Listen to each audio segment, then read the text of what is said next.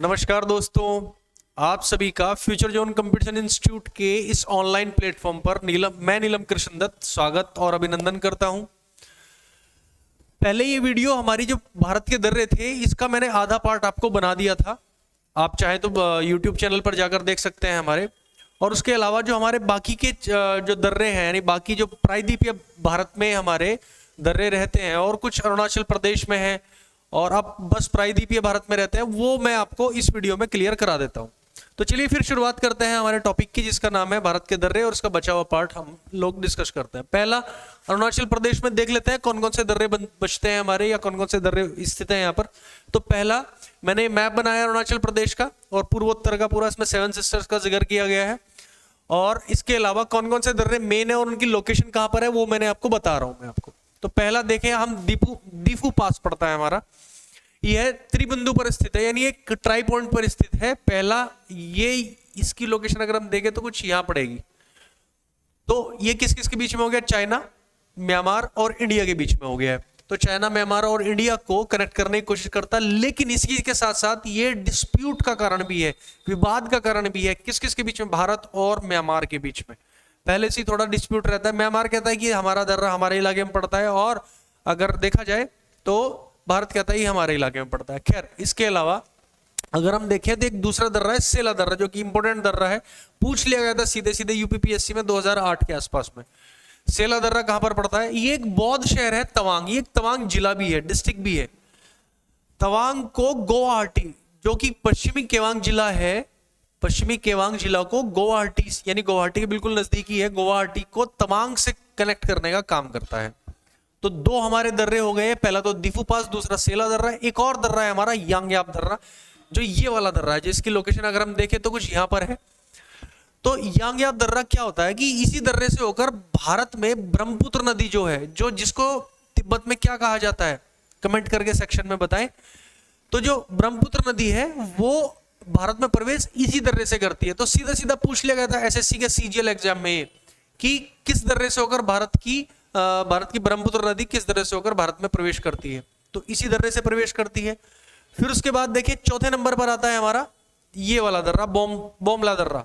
तो ये इंडिया को चाइना से कनेक्ट करने का काम कर रहा है, तो इंडिया से चाइना को कनेक्ट करने का काम कर रहा है। इसके बाद आता है हमारा बोमडिला, जो कि यहां पर स्थित है। बोमडिला दर्रा अगर हम देखें तो बोमडिला दर्रा एक खास बात यह है कि भारत को भूटान से डायरेक्टली कनेक्ट करने का काम करता है, भारत को भूटान से कनेक्ट करने का काम करता है। इसके अलावा अगर हम देखते हैं एक और दर्रा पड़ता है हमारा दिहांग पास। दिहांग, जब भारत में अगर आप ब्रह्मपुत्र नदी आती है तो दो हिस्सों में बढ़ जाती है, दिहांग और देबांग। तो यही वो हिस्सा है जिसमें ब्रह्मपुत्र नदी मेनली होकर बहती है। तो दिहांग पास यहाँ कहीं पर इसकी लोकेशन है। तो इस प्रकार मैंने आपको अरुणाचल प्रदेश के जितने भी पास हैं, दर्रे हैं, पहला दीफू पास, दूसरा सेला दर्रा, तीसरा यांगयाप, चौथा बोमला पास, पांचवा बोमडिला और छठा है दिहांग पास। इस तरह से हमारे जो 6 दर्रे हैं वो उनकी लोकेशन के वाइज हमने क्लियर कर दिए। अब आप चाहे तो इसका स्क्रीनशॉट ले सकते हैं। और अब हम लोग बात करते हैं प्रायद्वीपीय भारत के में मेनली पाए जाने वाले दर्रों की, जो कि पश्चिमी घाट में मुख्यतः पाए जाते हैं, पश्चिमी घाट की तरफ, और कुछ अरावली रिवर्स, जो अरावली जो माउंटेन रेंज है अपनी, उसके आसपास भी पाए जाते हैं। तो चलिए फिर उनके बारे में देख लेते हैं एक बार।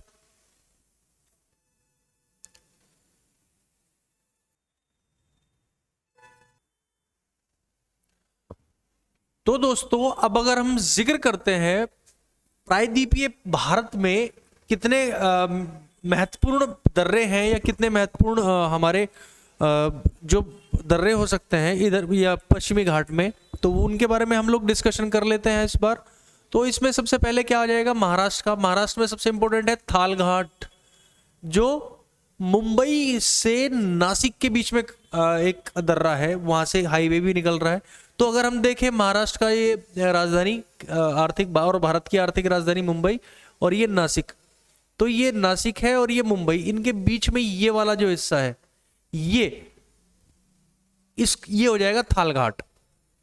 अगर हम बात करते हैं भोर घाट की, तो भोर घाट मुंबई से पुणे के लिए जो हाईवे जा रहा है, मुंबई से पुणे के लिए जो बेसिकली एक्सप्रेसवे निकल रहा है, यहां से एक्सप्रेसवे,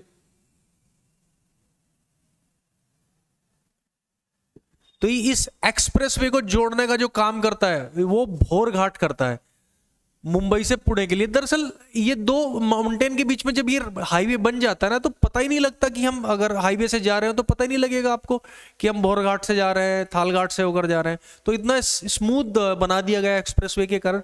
तो खैर काम तो हमारा बताने का है कि लेकिन एक्सप्रेसवे के कारण क्या होता है कि आइडिया नहीं हो पाता। खैर आगे चल लेते हैं। एक कुंभाली घाट है, ये भी पूछ लिया गया था एक बार एग्जाम से, कुंभाली घाट। और ये दोनों परीक्षा उपयोगी तो बहुत ज्यादा इंपॉर्टेंट है। एक कुंभाली घाट है, सतारा जिला है, और एक रत्नागिरी। सतारा जिला और रत्नागिरी से दोनों को कनेक्ट करने का काम करता है ये। और साथ साथ में जो भोर घाट भी है अपना, वो करजत, अपना एक छोटा सा जगह है करजत और खांडला, उन दोनों को भी कनेक्ट करने का काम करता है। दोनों जो स्पेस है, दोनों जो जगह है महाराष्ट्र में, करजत और खांडला, इन दोनों को भी कनेक्ट करने का काम करता है ये। कुंभाली घाट के बारे में बात करते हो, सतारा जिला और रत्नागिरी दोनों को कनेक्ट करने का काम करता है कुंभाली घाट। तो 3 घाट महाराष्ट्र में बहुत इंपॉर्टेंट है, बेहद ज्यादा इंपॉर्टेंट है 3 घाट। इसके अलावा अगर हम बात करते हैं तमिलनाडु की, थोड़ा नीचे की तरफ आ जाते हैं। तमिलनाडु में सबसे पहले हमारी जो चट्टाने हैं उनके बारे में हम लोगों को पता होना चाहिए। पहले तो नीलगिरी, नीलगिरी की चट्टाने, फिर कार्डमम। तो अब हम बात करते हैं इनकी तमिलनाडु में। पहले आता है हमारा पाल घाट। देखिए यहां पर थाल घाट है, ये पाल घाट है, दोनों में कंफ्यूजन नहीं होने का है। तो ये पाल घाट है, पाल घाट, पाल घाट। तो पाल घाट किन किन को मिलाता है? पाल घाट नीलगिरी और अन्नामलाई की जो पहाड़ियां हैं, इन दोनों को कनेक्ट करने का काम करता है। तो मैंने एक नीलगिरी की पहाड़ी बनाई है, उसके नीचे अन्नामलाई की पहाड़ी बनाई है। इन दोनों के बीच में जो कनेक्शन हो रहा है, यहां पर ध्यान से देखिएगा, इन दोनों के बीच में जो कनेक्शन हो रहा है, नीलगिरी से ठीक नीचे अन्नामलाई की पहाड़ियां है, तो इन दोनों को जो कनेक्ट करने का काम करता है वो कौन काम करता है? पाल घाट। क्लियर है साहब? थाल घाट कहां पर है? महाराष्ट्र में, तो कंफ्यूजन नहीं है। दूसरा है सिनकोटा। तो सिनकोटा नीचे की तरफ कौन काम करता है? ये कार्डमम की पहाड़ियां हैं हमारी, कार्डेमम यानी इलायची की जो पहाड़ियां हैं अपनी। और नीचे है अपना नागरकोइल, नागरकोइल, नागरकोइल भी लिखते हैं इसको। आखिरी जिला है, मतलब बिल्कुल डिस्ट्रिक्ट है, वहां से समुद्री ओशन स्टार्ट हो जाता है एकदम यहां से। आगे डिस्कस कर लेते हैं। तो सिनकोटा कार्डमम की यानी इलायची की पहाड़ियों से नागरकोइल को कनेक्ट करने का काम करता है। सिनकोटा कार्डेमम को नागरकोइल से कनेक्ट करने का काम करता है। तो यहां पर 2 हमारे बहुत इंपॉर्टेंट पास है, ये वाला पास सिनकोटा और ये वाला पाल घाट। तो दोनों चीजें आप इसका ध्यान रखें।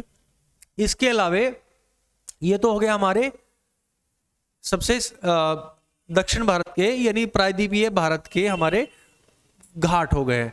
अब इसके अलावा हम बात करते हैं अरावली क्षेत्र में भी कुछ घाट पाए जाते हैं। कुछ राजस्थान की तरफ है, राजस्थान की तरफ ही ज्यादातर है, तो उन घाटों के बारे में भी एक बार डिस्कशन कर लेते हैं। परीक्षा उपयोगी बेसिकली वो आते हैं, तो कुछ आते हैं उसमें से, कुछ नहीं आते। खैर हम तो डिस्कस करना है एक बार, तो उनके बारे में भी हम लोग जिक्र कर लेते हैं।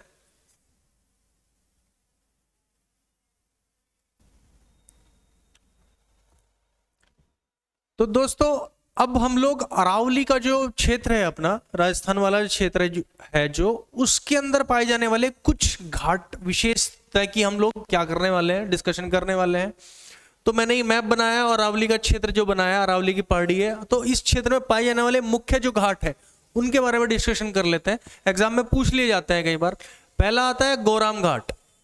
ये एक जिला पड़ता है राजसमंद, वहां मारवाड़ से और मेवाड़ के बीच में कनेक्शन करता है ये, ठीक है। यानी ये इलाका है मारवाड़ का और मेवाड़ से आपस में किलो के बीच में ही कनेक्शन का काम करता है।